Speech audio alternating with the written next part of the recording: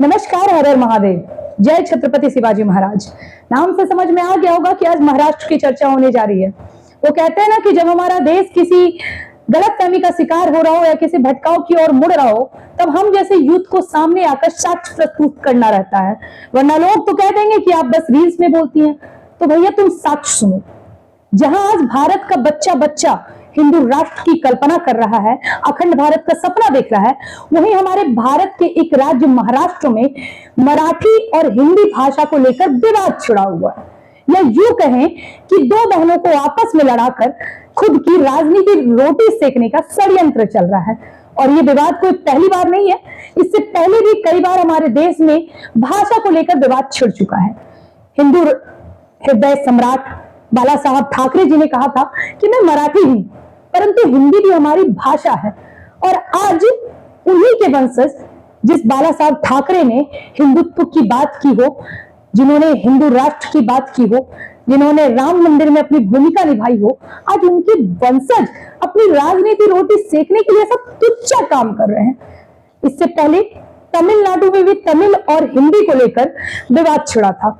लेकिन सोचनीय विषय यह है कि आज हमारे भारत में 15 से 16 भाषा ऐसी हैं जिसमें मेडिकल और इंजीनियरिंग की पढ़ाई हो रही है, तो हम लड़ किसके नाम पे रहे? मतलब ये कितनी अशिक्षित बातें हैं कि जिस देश में 15-16 भाषा में ऑलरेडी मेडिकल और इंजीनियरिंग की पढ़ाई हो रही है, वहां पे हम भाषा के नाम पर लड़ रहे हैं। और ये लड़वा कौन है? महाराष्ट्र में बैठे कुछ लोग। जो महाराष्ट्र में, अगर आप मुंबई जाइए तो मुंबई से मालेगांव में जितने क्षेत्रीय नेता है, यहाँ तक कि वहां के लोग कोई मराठी के लिए नहीं लड़ते हैं। यहाँ तक कि आप जाके देखिए, बदरुद्दीन अजमल कभी असमिया भाषा के लिए लड़े हैं, असदुद्दीन ओवैसी कभी तेलुगु भाषा के लिए लड़े हैं, महबूबा मुफ्ती को कभी आपने देखा है कश्मीरी भाषा के लिए लड़ाई करते हुए, या मौलाना मदनी को देखा है कभी तमिल भाषा के लिए लड़ते हुए? ये नहीं लड़ेंगे, क्योंकि इनको एकजुट कैसे रहना है ये खूबी पता है। और हमें क्या है, हमें तो बस लड़ने का बहाना, हमें बस एजेंडा बनाया जाएगा, पॉलिटिकल एजेंडा बना दो और कभी भाषा के नाम पे कभी जाति के नाम पर आपस में लड़वाते रहो। ये लोग केवल और केवल भाषा को विभाजक के रूप में अपनी राजनीति रोटी सेकने के लिए इस्तेमाल करते हैं। और ये मौका इन्हें हम ही देते हैं, हम ही इन्हें देते हैं कि तुम ऐसा काम करो। क्यों, वो भी मैं बता रही हूँ। पहले क्या था कि 15-16 भाषा, मतलब 50% हिंदी और 50% इंग्लिश चलती थी। अभी क्या है, भारतीयों ने क्या किया कि उन्होंने इंग्लिश हिंदी को मान्यता दिया ही नहीं। जो तुम्हारी मूल भाषा है, जो तुम्हारी राष्ट्रभाषा है, तुमने उसको मूल्यता नहीं दिया। यहाँ तक कि हिंदी बोलने वालों को बड़ी नीच नजर से देखा जाता है। अरे ये हमारी राष्ट्रभाषा है, गलती तो तुम्हारी है। अब देखो, कहते हैं सीखना, उंगली उठाना बड़ी बात नहीं होती, उंगली किसी पे उठा सकते हैं, लेकिन सीखना जहां होता है वहां सीख लेनी चाहिए। मुसलमानों के समाज में जाकर देखिए, कभी उन्होंने उर्दू को नहीं छोड़ा, उर्दू को पकड़ कर रखा और बढ़ावा दिया। आज देख लीजिए, उनके समाज के लोग जो उर्दू पढ़ने वाले थे सब बढ़ गए, और जो हम लोग थे उन्होंने क्या किया, हिंदी को बढ़ावा नहीं दिया। तो आज देखो ये झेलना पड़ रहा है। तो मौका इनको हम और आप देते हैं। इसका एक उदाहरण भी देती हूँ। कर्नाटक के चिकमंगलूर जिले में कर्नाटक सरकार के द्वारा सर्कुलर जारी कर दिया गया था कि यहाँ पे कन्नड़ के साथ साथ आपको उर्दू भाषा भी बोलना पड़ेगा।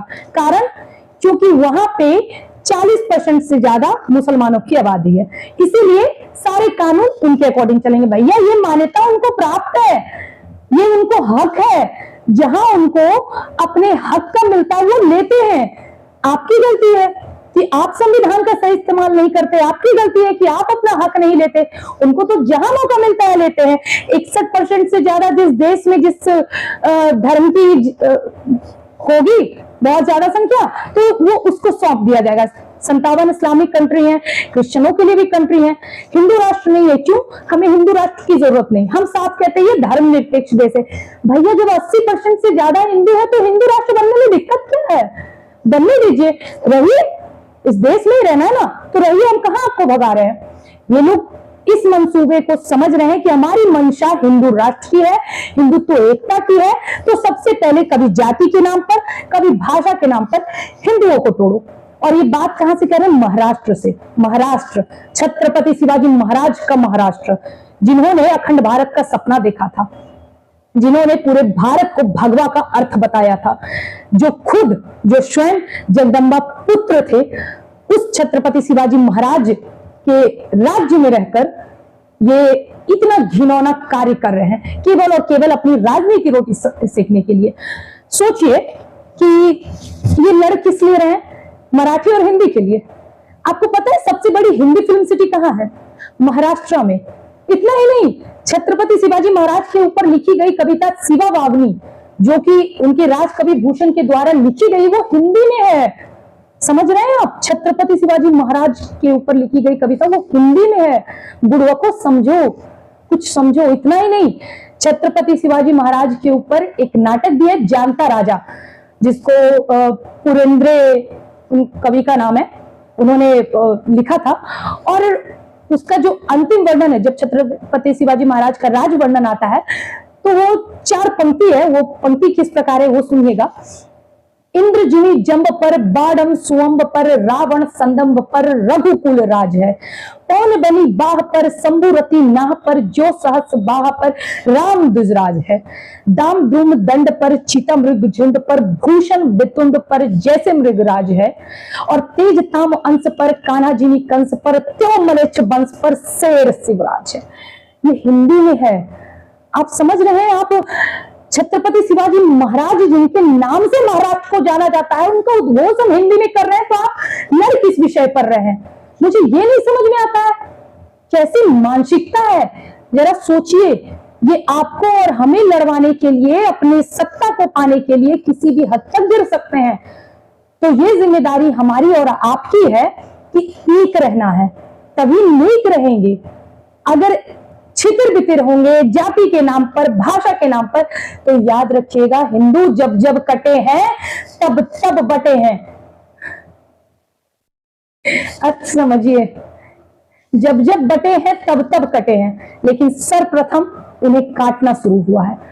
एक तो को काट के वो हमारे विधर्म बनाते हैं और फिर मुद्दा हम भूल जाते हैं। हमारे देश में न जाने हर दिन कितनी श्रद्धा मरती है, हम भूल जाते हैं। एक टॉपिक आया, दूसरा नया टॉपिक, कभी उदयपुर कन्हैया लाल का घटना, गले रेत दिए जाते हैं, हमारी बहनों को काट दिए जाते हैं, जला दिए जाते हैं, ये सब टॉपिक को भूल जाते हैं।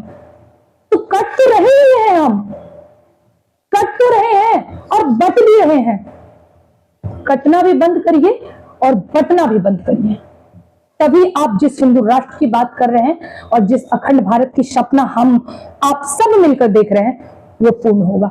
अन्यथा ये संभव नहीं। बहुत से लोगों का इस पर अतिक्रमण वाला बयान भी आया है और जायज भी है भाई। ये थोड़ा व्यक्तिगत रूप से इसमें कई नेता भी हैं, चाहे आप दिनेश लाल यादव जी की बात करें, निरहुआ जी जानते हैं उनको अच्छे से, पवन सिंह जी की बात करें, मनोज तिवारी जी की बात करें, उन सब ने अपनी प्रतिक्रिया दी। खेसारी लाल यादव जी ने भी अपनी प्रतिक्रिया दी। कई लोगों ने गुस्से में भी कहा कि भैया हम हैं महाराष्ट्र में, मुंबई में है, आ जा निकाल ला के। तो हमें भी पता है सच्चाई क्या है। ये गरीब लोगों को अपना एजेंडा बनाते हैं और उन पर मार मार के वीडियो फैलाते हैं ताकि हमारे देश का माहौल खराब हो, इसके अलावा कुछ नहीं। नीतीश राणे का भी बयान है कि भैया जो भी ऐसी हरकत करता है और जो भी उपद्रव मचाने की कोशिश करता है या हिंदी भाषा का विरोध करता है या उनके साथ बुरा व्यवहार करता है, उनका भी इंतजाम होगा और तरीके से उनका भी ख्याल होगा।